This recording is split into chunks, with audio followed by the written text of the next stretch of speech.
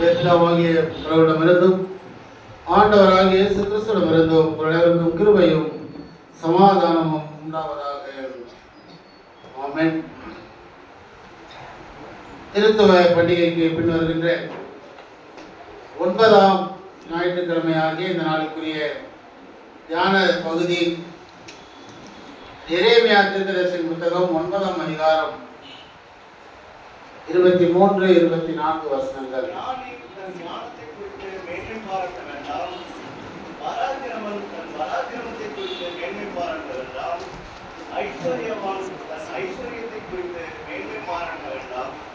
மேன்மை பாராட்டுகிறவன் பூமியிலே கிருபையையும் நியாயத்தையும் நீதியையும் செய்கிற கர்த்தர் நான் என்று என்னை அறிந்து உணர்ந்திருக்கிறதை குறித்தே மேன்மை பாராட்ட கடவுள் என்கிறார். தலைகளை பார்த்து ஆண்டவரை நோக்கி ஜெபம் செய்வோம்.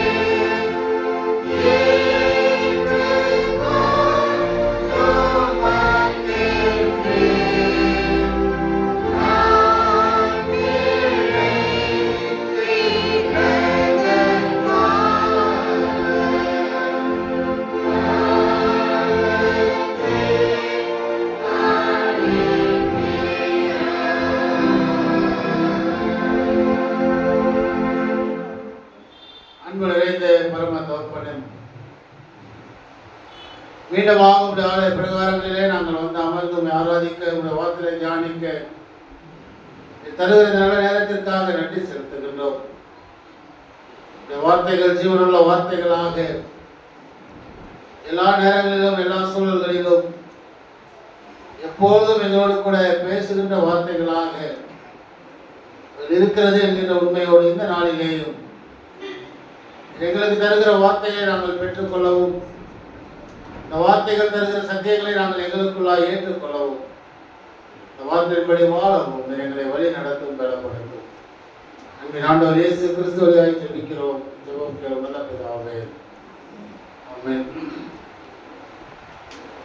ஆண்டவருக்குள் பிரியமான திருச்சபையினரே, ஆண்டவராகிய இயேசு கிறிஸ்துவின் இனிய திருப்பெயரினாலே உங்கள் அனைவரையும் வாழ்த்துகின்றேன், ஆசீர்வதிக்கின்றேன். தன்னுடைய பெரிதான கிருபையினால 2026ஆம் வருடத்தின் 7 மாதங்களை நாம் கடந்து 8வது மாதத்தையும் நாம் அடியெடுத்து வைக்க முதல் ஞாயிற்றுக்கிழமையில் ஆண்டவருடைய ஆலயத்தில் வந்து அமர்ந்து ஆண்டவரை ஆராதிக்க கடவுள் நமக்கு ஜீவன் சுகம் பலன் தந்து வழி நடத்தி இருக்கிற கடவுளுக்கு நாம் நன்றி சொல்லுவோம்.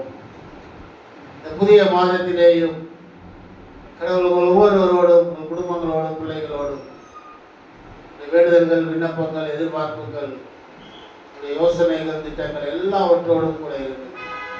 அவருடைய சித்தத்தின்படியும் அவருடைய திட்டங்களின்படியும் வழி நடத்தவும், பாதுகாக்கவும், ஐயின் காரியங்களை வாய்க்க செய்து ஆசீர்வதிக்கவும் அனைவரையும் வாழ்த்துகின்றேன், ஆசீர்வதிக்கின்றேன். இந்த புதிய மாதத்திலேயும் நம்முடைய திருச்சபையாலே நமக்கு தரப்பட்டிருந்த வாக்குத்தத்த வார்த்தை உபாகமம் புத்தகம் 1ஆம் அதிகாரம் 11ஆம் வசனம்.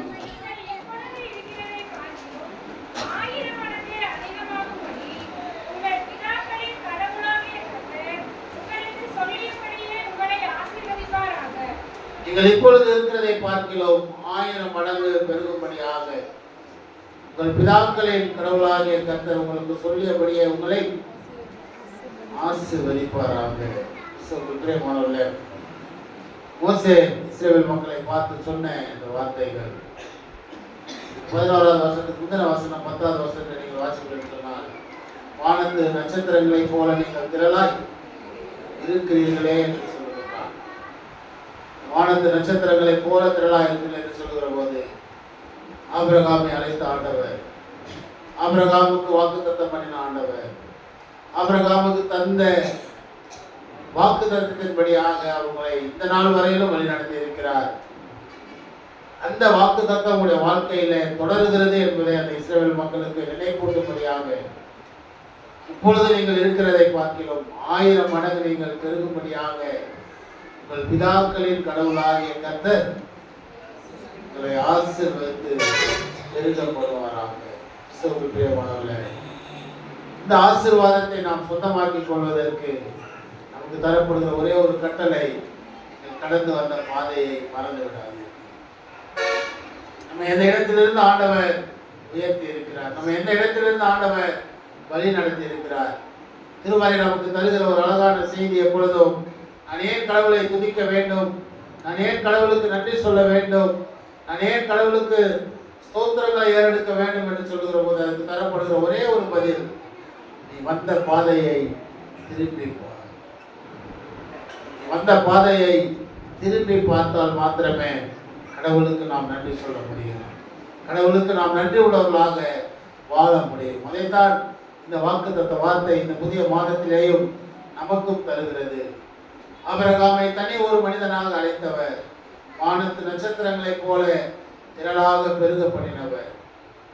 இந்த வாக்குத்தத்தத்தை தொடர்ச்சியாய் வாழ்ந்து கொண்டிருக்கிற சந்ததியாக நீங்களும் நானும் நாம் கடந்து வந்த பாதைகளை மறக்காமல், கடவுள் நம்மை வழிநடத்தி வந்த காரியங்களை நாம் மறக்காமல், கடவுளுக்கு நன்றி உள்ளவர்களாக, கடவுளை நினைவு கூறுகிறவர்களாக, கடவுளை இன்னும் அதிகமாய் பற்றி பிடிக்கிறவர்களாக இருக்கிற போது நீங்கள் இப்பொழுது இருக்கிறதை பார்க்கிலும் 1000 மடங்கு உங்களை பெருக பண்ணுவார். இந்த வாக்குத்தத்தம் புதிய மாதத்தில் நம்மோடு கூட இருக்க நாம் அதை நமக்கு சொந்தமாக்கிக் கொள்ள கடவுள் கிருபை செய்து காப்பாராக.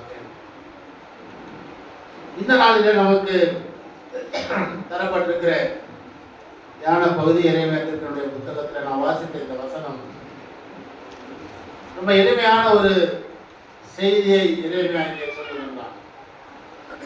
எளிமையான ஒரு செய்தியாக அந்த 23ஆம் 24ஆம் வசனங்களிலே சொல்லுகின்றான். அந்த 23ஆம் வசனம் முழுவதுமாக நீங்கள் ஒருவேளை வீட்டிலே சென்று வாசித்து பார்ப்பேன் என்று சொன்னால், எரேமியா 29ஆம் அதிகாரம் முழுவதுமாக இஸ்ரவேல் மக்களுடைய வாழ்க்கையில அவருடைய சூழ்நிலைகளை சொல்லி, அவர்கள் கடவுளை விட்டு விலகுகிற போது அவர்களுக்கு வருகிற பிரச்சனைகளை சொல்லி, இவைகளெல்லாம் சொல்லி வந்து கடைசியாக சொல்லுகிற போது இந்த 23ஆம் 24ஆம் வசனம் சொல்லுகிறார். அது முன்பதாக ஒரு கடினமான செய்தியை சொல்லிவிட்டு அதுக்கு பிறகு இதை ஒரு அறிவுரையாக சொல்லுகிறார். நான் வாசித்த அந்த எரேமியா 9ஆம் அதிகாரம் 23 24 வாசிப்பதற்கு முன்பதாக 21 22 யாரோ வாசியுங்கள். வீதியில் இருக்கிற குழந்தைகளையும் தெருக்களில் இருக்கிற இளைஞரையும் சங்காரம் பண்ண சாவ நம்முடைய பல கனிகளில் ஏறி நம்முடைய அரண்மனைகளில் பிரவேசித்து மனுஷரின் சவங்கள் வயல்வெளியின் மேல் எருவிப்படும் அறிகிறவனுக்கு பின்னாலே ஒருவனும் மாறிக்கொள்ளாதிருக்கிற அலியை போலவும் கிடைக்கும் என்று கர்த்தர் உரைத்தார் என்று ஒரு கடினமான செய்தியை எரேமியா சொல்லுகிறார். உலகத்தில மரணம், இந்த மரணத்துக்கு பிறகு நமக்கு வாழ்க்கை கிடையாது. அந்த மரணம் எப்படியாய் வருகிறது என்று சொல்லுகிற போது இப்படியாய் சொல்லுகிறார். மரணம் நமது பலகணிகளின் வழியே வந்து, பலகணி என்று சொன்னால் நம்முடைய வீட்டின் ஜன்னல்கள் வழியாக அல்லது வீட்டின் வாசல்களின் வழியாக அது உள்ளே வந்து நமது அரண்மனைகளில் பிரவேசித்து ஊர் வெளிகளிலே குழந்தைகளையும் வீடுகளில் வாலிபரையும் சங்காரம் பண்ணும். மனிதருடைய சபங்கள் வயல்வெளியின் மேல் எருவை போலவும் அறுக்கிறவனுக்கு பின்னாலே ஒருவனும் மாறிக்கொள்ளாதிருக்கிற அரியை போலவும் கிடக்கும். நம்முடைய வாழ்க்கை ஒரு நிரந்தரமில்லாத வாழ்க்கை. நம்முடைய வாழ்க்கை இந்த உலகத்தில் அது நிலையற்ற ஒரு வாழ்க்கை என்பதை இஸ்ரவேல் மக்களுக்கு எரேமியா தீர்க்கனை கொண்டு கடவுள் ரொம்ப கடினமான வார்த்தையினாலே சொல்லுகிறார்.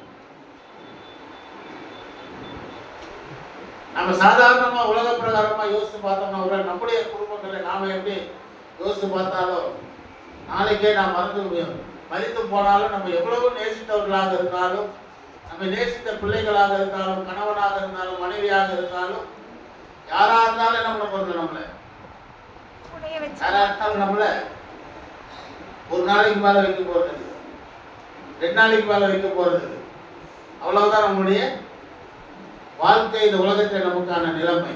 இங்கே எரேமியா சொல்லுகிறான், அதை இன்னும் கடினமாக சொல்லுகிறார். அவர்கள் வாழ்ந்த இந்த வயல்வெளிகளிலே வனாந்தரங்களிலே வாழ்ந்த அந்த அனுபவத்தை சொல்லுகிறார். மனிதனுடைய சபங்கள் வயல்வெளியிலே எருவை போல் கிடக்கும்.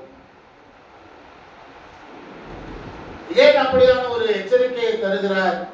ஏன் அவர்களுக்கு கடவுளை விட்டு அவர்கள் எந்த இடத்துல விலகி போனார்கள் இஸ்ரவேல் மக்கள் என்பதை அவர்களுக்கு உணர்த்துகின்றான். 23வது வசனத்திலே கர்த்தர் சொல்வதை கேளுங்கள், ஞானி தன் ஞானத்தை பற்றி பெருமை பாராட்ட வேண்டாம், பராக்கிரம வீரன் தன் பராக்கிரமத்தை பற்றி பெருமை பாராட்ட வேண்டாம், செல்வன் தன் செல்வத்தை பற்றி பெருமை பாராட்ட வேண்டாம். கிறிஸ்துவுக்குள் பிரியமானவர்களே, திருமண அநேக இடங்களிலே நாம் வாசிக்கிற ஒரு காரியம், கடவுளுக்கு பிடிக்காத ஒரு காரியம், கடவுள் விரும்பாத ஒரு காரியம், மனிதன் பெருமை பாராட்டு. கடவுள் விரும்பாத ஒரு காரியமாக தான் திருமறையில் அழகான ஒரு வசனம் இருக்கிறது. பெருமை உள்ளவனுக்கு கர்த்தர் எதிர்த்து நிற்கிறார். பிரியமானவர்களே, எரேமியா தீர்க்கனை கொண்டு கடவுள் சொல்லுற ஒரே ஒரு வார்த்தை, ஒரு அழகான வார்த்தை. ஒண்ணு உலக பிரகாரமான ஞானம், 2வது உலக பிரகாரமான பலம், 3வது உலக பிரகாரமான செல்வம். நம்ம கூட இருக்கும்போது நாம் அதை குறித்து பெருமை பாராட்டுகின்றோம். இது மூணுமே நம்மளோட நிரந்தரமா இருக்க போறது கிடையாது. நம்ம இந்த உலகத்துல உயிர் வாழ்கிற காலங்களாக இருந்தாலும் சரி, வயது ஆக ஆக நாம் படித்த காரியங்கள் மறந்து போகிறது. வயதாக ஆக நம்முடைய பலத்தை நாம் இழந்து போகிறோம். நமக்கு வயதாக ஆக நம்முடைய பிள்ளைகள் நம்மை எவ்வளவுதான் செல்வம் வச்சிருந்தாலும் பிள்ளைகள் உங்களை மேற்கொள்ளுகிற போது உங்களால் அதை அனுபவிக்க முடியாது, அல்லது அந்த செல்வம் உங்களோடு கூட வரப்போவதும் கிடையாது. ஆகவே இவற்றை குறித்து பெருமை பாராட்ட வேண்டாம் என்று கர்த்தர் சொல்லுகிறார் என்று சொல்லி எரேமியா தீர்க்கன் சொல்லுகிறார். கிறிஸ்துவுக்குள் பிரியமானவர்களே, அனைத்தும் நமக்கு தேவை.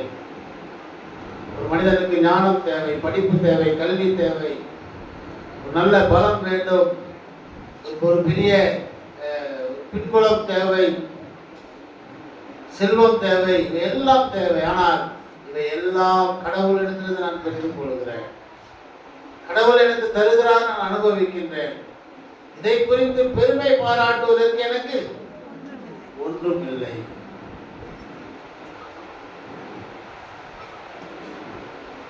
அதோடு அவர் நிறுத்தியிருந்தால் பரவாயில்லை. ஆனால் அடுத்த வசனத்தில் ரொம்ப அழகான ஒரு காரியத்தை சொல்கிறார். 24வது வசனத்தில் வாசிங்க. மேன்மை பாராட்டுகிறவன்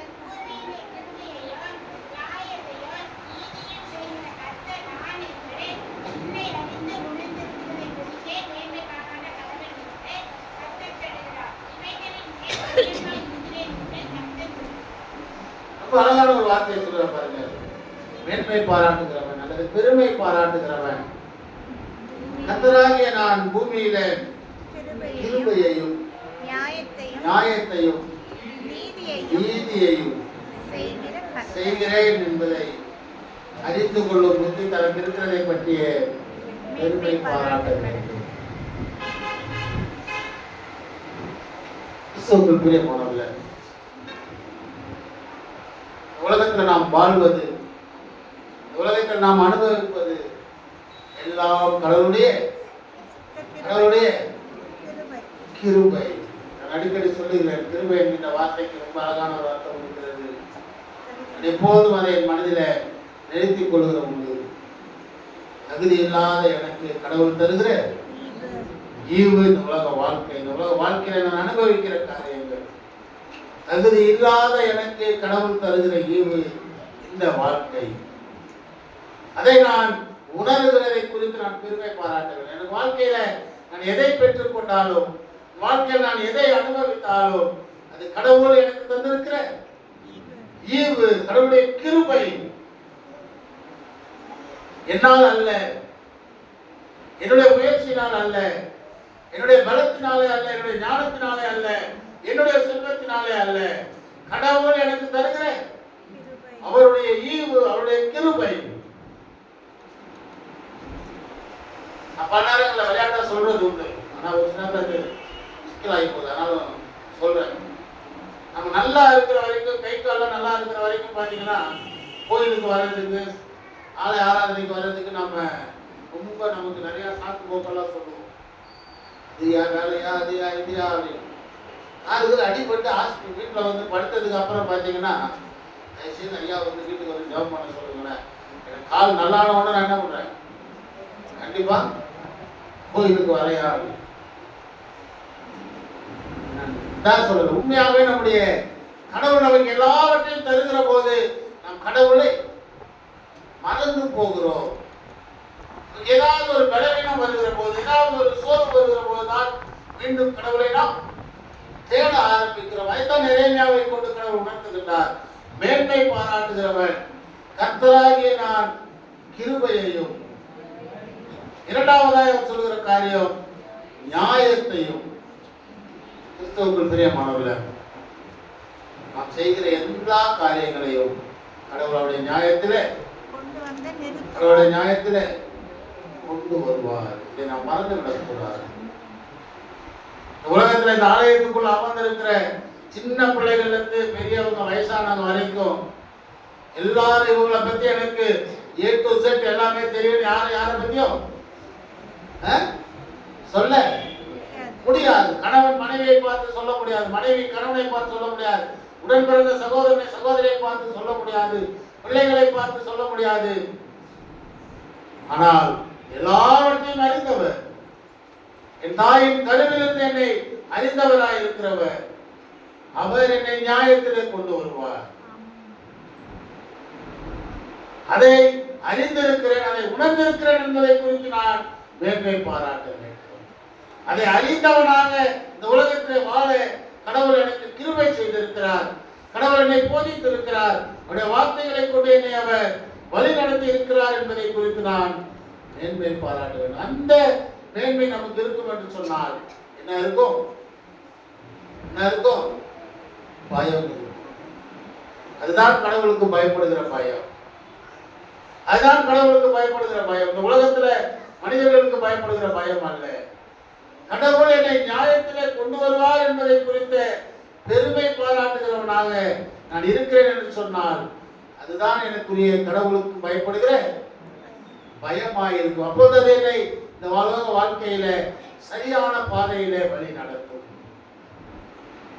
மூன்றாவதாக சொல்லுகிற காரியம் நீதி.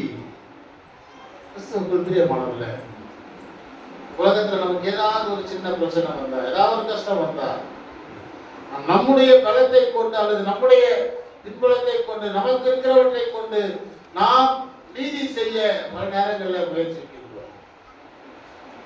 நான் பார்த்துக்கிற உன்னை, நான் உன்னை பார்த்துக்கிறேன், நான் உன்னை எங்க பார்க்கணுமோ அங்க பார்த்துக்கிறேன், என்னால முடியும், எனக்கு இவங்கள தெரியும் அவங்கள தெரியும். பல நேரங்களில நாம் நீதிமான்களாக மாறுகிறோம், நாம் நீதி செய்கிறவர்களாக நீதிபதிகளாக மாறுகிறோம். ஆனால் இங்கே எரேமியாவை கொண்டு இஸ்ரவேல் மக்களுக்கு சொன்ன அந்த வார்த்தை, அவர் நீதி செய்கிறவர், கடவுள் நீதி செய்கிறவர். என் வாழ்க்கையில் நான் உண்மையா இருக்கிற போது என் ஆண்டவர், என் கடவுள் எனக்காய் நீதி செய்கிறவராய் இருக்கிறார். இந்த அறிவும் இந்த உணர்வும் எனக்கு இருக்கும் என்று சொன்னால் நான் உலகத்தில் இந்த மனிதர்களோட என்ன பண்ண மாட்டேன், நானே மனிதர்களோட நான் போராட வேண்டிய அவசியம் நமக்கு கிடையாது. பல நேரங்களில் நாம் அடுத்தவங்களோட போராடுறதுல தான் நம்முடைய நேரத்தை பாதி நேரத்தை நம்ம அதுல தான் என்ன பண்றோம், செலவழிச்சு. நான் ஆண்டவருடைய பிள்ளைகளாக என்னுடைய பலத்தை குறித்தோ, என்னுடைய செல்வத்தை குறித்தோ, என்னுடைய ஞானத்தை குறித்தோ நான் பெருமை பாராட்டுகிறவனாய் இருந்தால் நான் கடவுளை விட்டு விலகி போகிறேன். இந்த வசனத்தை ரொம்ப அழகாக முடிக்கிறார் எரேமியா 24வது வசனத்தை மறுபடியும் வாசியுங்கள்.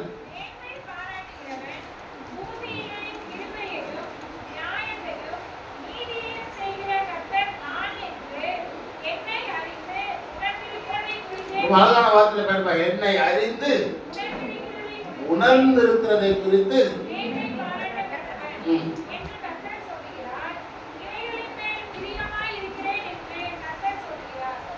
இவைகளின் மேல் பிரியமாய் இருக்கிறேன். தோட்டத்தில் சொன்னேன், பெருமை உள்ளவனுக்கு கர்த்தர் எதிர்த்து நிற்கிறார், அதை அப்படியே மாற்றுகிறார். பின்னால் அந்த அர்த்த வசனத்துல இவைகளின் மேல் பிரியமாய் நான் கிருபையும் நியாயத்தையும் நீதியையும் செய்கிறேன் என்பதை அறிந்து உணர்ந்து இருக்கிற மனிதன் மேல அவர் பிரியமாய் இருக்கிறார். கிறிஸ்தவர்கள் பிரியமான ஒரே ஒரு சின்ன செய்தியோடு நான் இந்த செய்தியை நான் நேரத்தில் முடிக்கிறேன். கர்த்தர் நமக்கு எதிர்த்து நிற்க வேண்டுமா? கர்த்தர் நம்ம பிரியமாய் இருக்க வேண்டும். உலக பிரகாரமான பெருமையோடு வாழ்வேன் என்று சொன்னார். கடவுள் எனக்கு எதிர்த்து நிற்கிறார். வாழ்க்கையில் எல்லாவற்றையும் தீர்மானிக்கிறவர், அவருடைய கிருபையினாலே என்னை வழி நடத்துகிறவர், என் வாழ்க்கையை நியாயத்திலே கொண்டு வருகிறவர், எனக்காக அவர் நீதி செய்கிறவர் என்பதை அறிகிற அறிவோடு நான் அதை அறிந்து உணர்ந்து வாழ்வேன் என்று சொன்னால் அவரின் மேல் பிரியமாய். இதனால குறிப்பாக இந்த இரண்டு வார்த்தைகளை மாத்திரம் நான் வைத்து, கடவுள் எனக்கு எதிர்த்து நிற்கிறாரா, கடவுள் எனக்கு மேல் பிரியமாய் இருக்கிறார், என்னுடைய வாழ்க்கை எப்படிப்பட்டதா இருக்கிறது, என்னுடைய வாழ்க்கையில நான் எப்படி ஆண்டவரை புரிந்து கொண்டு வாழ்ந்து கொண்டு இருக்கிறேன். கிறிஸ்துவுக்குள் பிரியமானவர்களே, பெருமை உள்ளவனுக்கு கர்த்தர் எதிர்த்து நிற்கிறார். அதே பெருமை உள்ளவனுக்கு பெருமை உள்ளவன் மேல் கர்த்தர் பிரியமாயிருக்கிறார். உலகத்தின் காரியங்களை நம்பி பெருமை பாராட்டுகிறாய் அல்ல, கர்த்தர் கடவுள் கிருபையினாலும் அவருடைய நியாயத்தையும் அவருடைய நீதியையும் என்னுடைய வாழ்க்கையில வைத்திருக்கிறார். அதன்படி என்னை வழி நடத்துகிறார் என்பதை உணர்ந்தவர்களாக அறிந்தவர்களாக அதை குறித்து மேன்மை பாராட்டுகிறவர்களாக இருந்தால் கர்த்தர் நம்மேல் பிரியமாய். உலகத்தில் நாம விரும்புகிற காரியம், எல்லாரும் நம்ம நேசிக்க வேண்டும், எல்லாரும் நம்ம மேல பிரியமா இருக்க வேண்டும், யாரும் நம்மளுக்கு எதிர்த்து இருக்கக்கூடாது, யாரும் நமக்கு எதிராக இருக்கக்கூடாது, நமக்கு வீணான சண்டைக்காரன் வேணா, பிரச்சனை பண்றவன் வேணா, பிரியமா இருக்க வேண்டும் என்பதை இந்த உலக வாழ்க்கையில நாம் விரும்புகின்றோம். கிறிஸ்தவ வாழ்க்கையில உலகத்தின் பொருட்களை கொண்டு உலக காரியங்களை கொண்டு பெருமை பாராட்டினால் கடவுள் நமக்கு எதிர்த்து நிற்கிறார். கடவுளை அறிகிற அறிவிலே நாம் பெருமை பாராட்டினால் கடவுள் நம்மை நேசிக்கிறார், கடவுள் நம்மை பிரியமாய் இருக்கிறார். ஆண்டவருடைய எதிர்ப்புக்குரியவர்களாய் அல்ல, ஆண்டவருடைய பிரியத்துக்குரியவர்களாக, ஆண்டவருடைய நேசிக்கப்படுகிறவர்களாக நம்முடைய வாழ்க்கையில நாம் எப்போதும் காணப்பட ஆண்டவர் நமக்கு கிருபை செய்து வழி நடத்தி காப்பாராக. ஆமென். ஜெபம் செய்வோம். கிருபை நிறைந்த ஆண்டவரே, நாளை எங்களோடு பேசுகிற வார்த்தைகளுக்காக நன்றி செலுத்துகிறோம். உலக பிரகாரமான பெருமை அல்ல, நித்தியமான இந்த காரியங்களினாலே நாங்கள் பெருமை பாராட்டுவதனாலே ஆண்டவரே நான் எங்களுக்கு எதிர்த்து நிற்கிறீர், ஆண்டவரே நீர் எங்களை தள்ளி வைக்கிறீர் என்பதை நாங்கள் உணர்ந்து கொண்டு நீர் பெரியவர், என்னுடைய கிருபையினால் எங்களை ஒவ்வொரு நாளும் வழி நடத்துகிறீர், நீர் எங்களை நியாயத்திலே கொண்டு வருவீர் என்பதை உணர்ந்த என்னுடைய வாழ்க்கையிலே எங்களை நாங்கள் நிலைநிறுத்திக் கொண்டு நீர் எங்களுக்காக நீதி செய்கிறவர் என்பதை உணர்ந்து இந்த உலகத்தின் மக்களோடு போராடுகிறவர்களாய் அல்ல, உமக்கு பிரியமானவர்களாய் நாங்கள் எப்போதும் எங்களை நிலைநிறுத்திக் கொள்ள நீ துணை செய்யுங்கள். நாங்கள் கேட்ட இந்த வார்த்தைகள் என்னுடைய உள்ளங்களில கிரியை செய்யட்டும் ஆண்டவரே. இந்த வார்த்தைகளை எங்களை வழி நடத்தட்டும். இந்த வார்த்தையின்படி நாங்கள் வாழ எங்களை பலப்படுத்தும், வழி நடத்தும், காத்துக்கொள்ளும். உடைய கரங்களில் தாழ்த்துகிறோம், அர்ப்பணிக்கிறோம். அன்பின் ஆண்டவர் இயேசு கிறிஸ்துவிலே ஜெபிக்கிறோம். ஜெபங்கள் நல்ல பிதாவே. ஆமென். நம்முடைய ஆண்டவராகிய இயேசு கிறிஸ்துவின் கிருபையும் பிதாவாகிய கடவுளின் அன்பும் தூய ஆவியானவருடைய வழிநடத்தல், பாதுகாப்பு, பராமரிப்பும் நம் அனைவரோடும், நம்முடைய குடும்பங்களோடும், பிள்ளைகளோடும், நாம் கைது செய்கிற எல்லா காரியங்களோடும் இன்றும் என்றும் எல்லா நாட்களிலும் நம்முடைய முழு திருச்சபையோடும் இருந்து ஆசீர்வதித்து வழி நடத்தி காப்பதாக. ஆமென்.